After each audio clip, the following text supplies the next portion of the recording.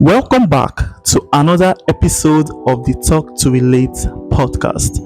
I am your host Chidera, and before I move on, I want to share my profound apology to each and every one of you guys who have, you know, been anticipating my next video, and I've not been able to do so because different situations may come in, different happenings may come in and prevent me from making and uploading a video.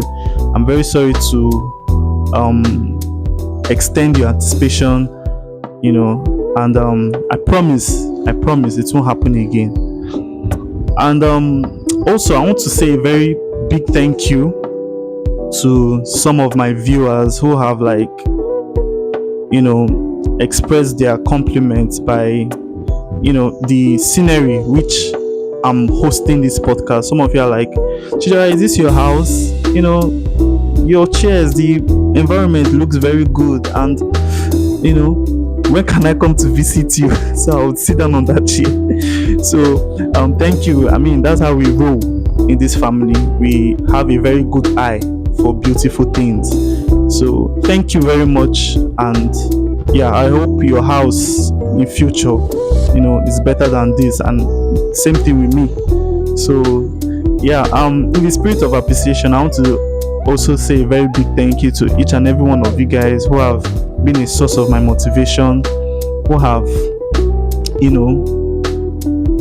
been the reason why I am encouraged to continue in this path which I've chosen for myself. I want to say a very big thank you to you guys, and I hope whatever you do, so far it's legitimate.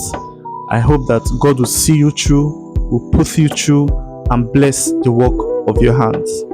Thank you. Today, as you can see, I'm going solo, and I have no guest here. So I want to use this particular episode to um, explain some things I've got to find out about relationships. I want to first of all um, cite my findings from the author Michael Kelly from the book The Seven Laws of Intimacy. So that novel, that article speaks to me. It speaks to this podcast and what this podcast is all about. This podcast is all about relationships. It's all about sharing personal relationships, building and maintaining relationship, things that couples face, things that your relationship with God, your relationship with yourself, and your interpersonal relationships. So this is what this podcast is all about. And I've come to realize that relationship goes beyond the abstract concept. It has to do with incorporating personal experiences, sharing personal experiences, building connections, sharing intellectual intimacies with one another. And speaking of intellectual intimacies, he Michael Kelly, broke down relationships into four different concepts. The physical intimacy. Physical intimacy goes beyond sex. Sex is not intimacy. Sex is a branch of intimacy. Physical intimacy has to do with, you know, handshake. You can be intimate with someone by just shaking that person's hands. You can be physical intimate with someone by cuddling. That's why when you see a baby, you pick up that baby, you cuddle that baby, and by doing so, you have become physical intimate with that person. Honestly, I never knew intimacy was the same thing as relationships, building and maintaining connections with it. The media has shown as like misrepresented a lot of things in the world. Intimacy is just all about sex to them, because most of the time you see headlines like um let's just say a man was caught being intimate with his house help. you know by that word, it has been sexualized. intimacy has been sexualized, has been given a different meaning from its original connotation. So by doing that, it has made people, it has misled people on what intimacy and building relationships is all about. If I ask you, are you in a relationship? Your mind goes to, are you in a romantic relationship? Which is not supposed to be like that. It has to do with building. Everybody's in a relationship. You know, you cannot be in this world and you don't have a relationship with at least one person. Even though it's your family, you should have a physical relationship with your family. You know, so physical intimacy has to do with physical gestures. You can be physically intimate with anybody by just shaking that person's hand. Because once you do so, once you've shook that person's hand, you know, before you know it, you start talking to that person. You start building relationships with that person. You start exchanging numbers with that person, you know? So that is all about physical intimacy. Then the next is emotional intimacy. And honestly, this part of intimacy has to do with the women because I feel women are more emotional. Women are more should be more emotionally intelligent because emotional intelligence has to do with a place of feelings, a place of thinking, a place of thoughts. He said that that's Michael Kelly said that um emotional intelligence is one of the um most difficult um form of relationship. Not most difficult, but rather like it has to do with letting your guard down. Do you understand? It's a difficult step to take. Yes, it's a difficult step to take, and by doing so, once you're emotionally connected with someone, it has to do with letting your guard down. It has to do with sharing your secret to that person, hoping that you also do the same. I'm quoting him because once you are emotionally connected with someone, your feelings have been shared with someone, you have let your guard down. That person sees you as emotionally, you have built an emotional connection with that person. So you're in a relationship, your partner tells you something, or before you even enter a relationship, you tell someone something that originally you don't usually tell people. You let your guard down. You've built a connection with that person. You can see that there are different ways to build relationship, to build connections with people, you know. And when I say it has to do with women, the women should not come for me because I feel like the fact that you are a woman, you are more emotional, you are more vulnerable to men. So women, it has to do with more of women because they tend to lose guard. Let me just put it that way. They tend to lose guard their feelings. They tend to be more open about their feelings. So unlike men that are more introspective, they tend to hold back what they feel. You know, they tend to like be, how will I put it, to be more adamant in the way they feel about something. So women are more emotionally intelligent than men. Women speak more to their emotions. So in all this, I feel like before you get emotionally connected with someone, before you lose guard, you have to like ask yourself, is this person really worth it? Am I doing the right thing? That's why honestly to keep and build relationship with someone is very, very, it's something you should pray about because people can use your feelings, people can use what you tell them as a way to like um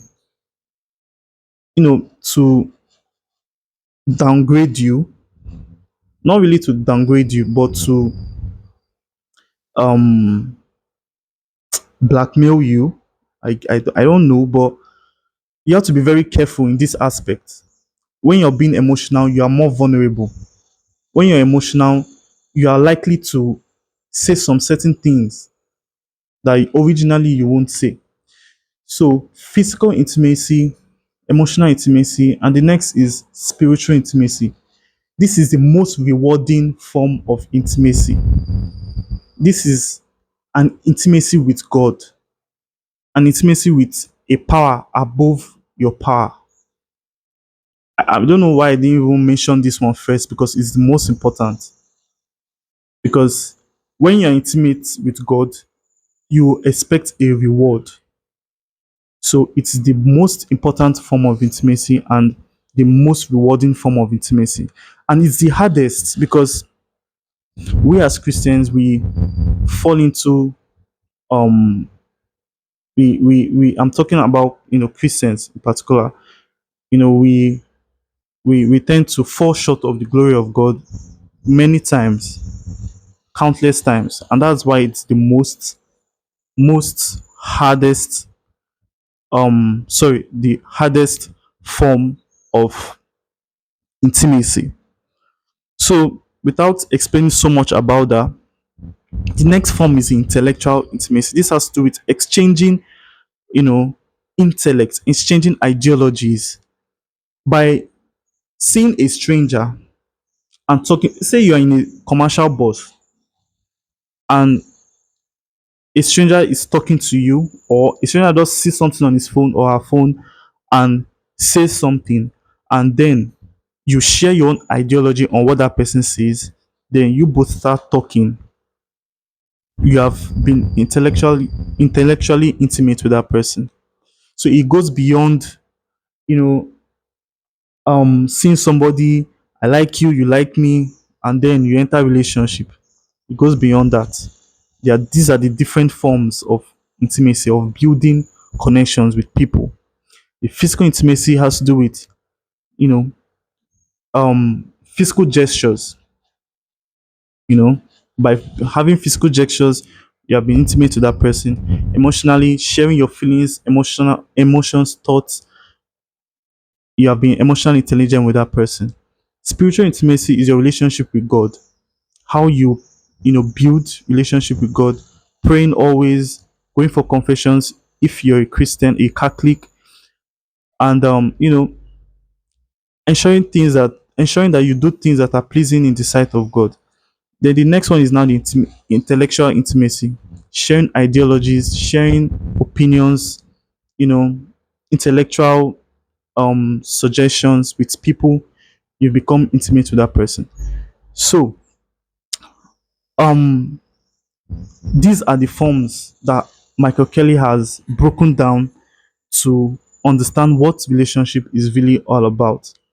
So before you get in a relationship with someone, be critical, be critical in these three forms of intimacy, apart from the spiritual intimacy, of course, because you know that's like your number one intimacy you can have with anybody. But physical, emotional, and intellectual, before you be in a relationship with someone, express these three forms of intimacy. If if that person is lacking in any of these forms, then it is right you don't keep such relationship with that person. And I want to share a particular question that was asked in a podcast, and I'm going to share my own opinion on what I feel is the correct thing, to be the answer. So um the question is like was like between love and money, which holds a relationship long term? I feel this is more of an emotional question because it has to do with how you feel and what is more of emotional and intellectual question, because it tests your emotions, it tests your feelings, and it also tests your intellect. So I don't know, you can drop your answers in the comment sections. Love and money, which comes first? Which holds and sustain a relationship? And my answer to such question is I feel anyone who chooses money as your answer, I feel you have sorry, but you need to like double up your efforts in making money because you you have a poverty mindset. Because I feel if you have money, if your partner has money, or not really have money, but if you can sustain yourself, if you're comfortable, money won't be the reason why a relationship should hold, a relationship to be sustained. It goes beyond, money. And if you both love each other very well, money won't be a problem. Money is important, don't get me wrong. It is very important, but it's not enough to hold a relationship. It's trending all over Twitter, love and money, which holds a relationship. And the question was brought into a podcast, and this is my own take for what that question for that question which was asked. And having known these forms of intimacy, I feel like you know you should apply it in your daily lives. It's not all about you know wanting a man or wanting a woman. It's so unfortunate that nowadays people enter a relationship just because of sex. You know, it's very unfortunate because it has been passed from generation to generation. So, without further ado, I want to say a very big thank you for tuning in to this podcast, and I hope you get more of the things you're supposed to get. So, thank you very much.